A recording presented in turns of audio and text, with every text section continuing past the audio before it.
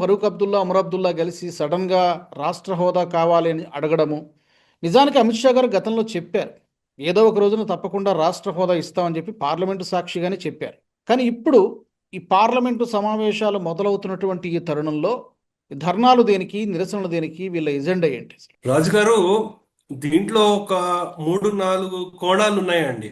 మొదటిగా, ఇప్పుడు ప్రస్తుతం ఏం జరుగుతోంది జంతర్ మంతర్ దగ్గర అన్న అంశం ముఖ్యం.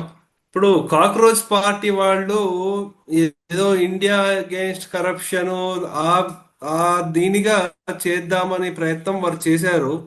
కానీ ఎవరు దాన్ని పట్టించుకోవట్లేదు. ఈయన నిరాహార దీక్షలో సోనం వాంగ్చుకున్నారు. జనాలకి ఏం పెద్ద రెస్పాన్స్ రావట్లేదు, ఎవరు పట్టించుకోవట్లేదు. ఆయనకు ఒక ఎగ్జిట్ రూట్ కావాలి. జంతర్ మంతర్ అనేది ఒక డెసిగ్నేటెడ్ ప్లేస్ అన్నమాట ధర్నాలు చేయడానికి ఢిల్లీలో. అవును. అయితే ఆ ఎగ్జిట్ రూట్ లో ఒకటిగా మనం దీన్ని చూడొచ్చు. అతనికి ఇంకా సరే బాబు, ఇంకా మీరు తప్పుకోండి నెమ్మదిగా అని అక్కడి నుంచి అదొక ఎగ్జిట్ రూట్ గా చూడొచ్చు.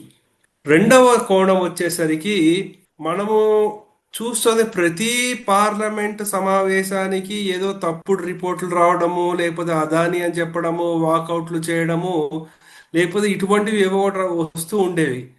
లేకపోతే ఇంకేమైనా ఫేక్ న్యూస్ రావడము, లేకపోతే ఆర్మీ వాళ్ళు ఇలా అన్నారు అని చెప్పడము, ఇటువంటివి వస్తూ వచ్చాయి, నడుస్తూ వచ్చాయి. కానీ ఈసారి అటువంటివి ఏమీ లేవు. అయితే ఇంకోటి ఏదైనా తీయాలి బయట, అంటే పార్లమెంట్ సమావేశాలను ఎలాగైనా దెబ్బతీసే ప్రయత్నంలో ఇది ఇంకో కోణంలో చూడొచ్చండి.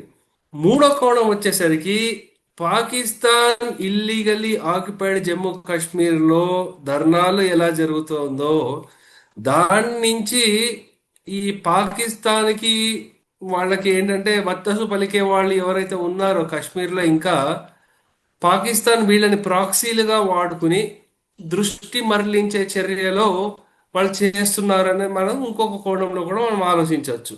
అయితే ప్రప్రథమంగా వచ్చేసరికి, సరే నేషనల్ కాన్ఫరెన్స్ వాళ్ళు ఎప్పటి నుంచో మాకు స్టేట్ హుడ్ కావాలి అంటున్నారు.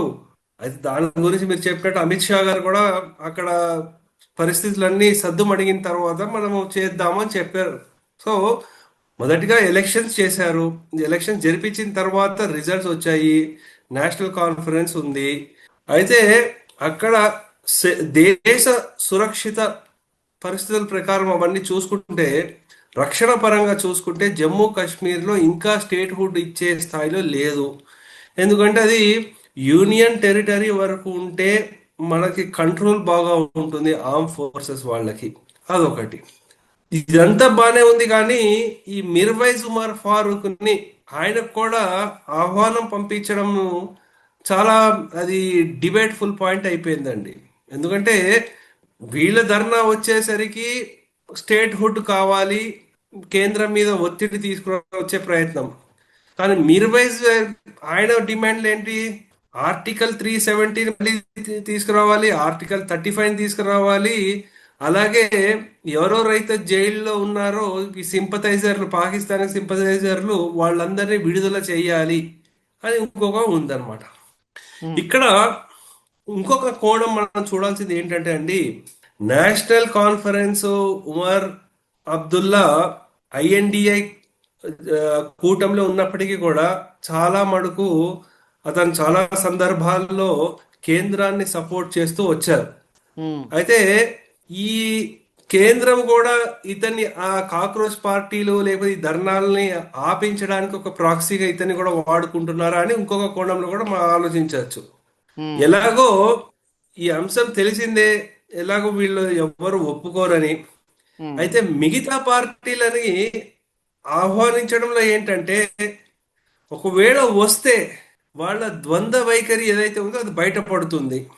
తద్వారా యూపీ ఎలక్షన్స్ లో వీళ్ళు దేశ విరోధ కార్యకలాపాలు చేస్తున్నారని చెప్పడానికి ఉంటుంది. So okay. వారు ఆహ్వానం పంపించినప్పటికీ కూడా, ఉమ్. నేను అనుకోవడము సమాజ్వాదీ పార్టీ కానీ కాంగ్రెస్ పార్టీ కానీ దానికి హాజరవ్వరు అని అనుకుంటున్నానండి. సో ఇది, ఈ దీంట్లో ఏంటంటే చాలా కోణాలు ఉన్నాయి.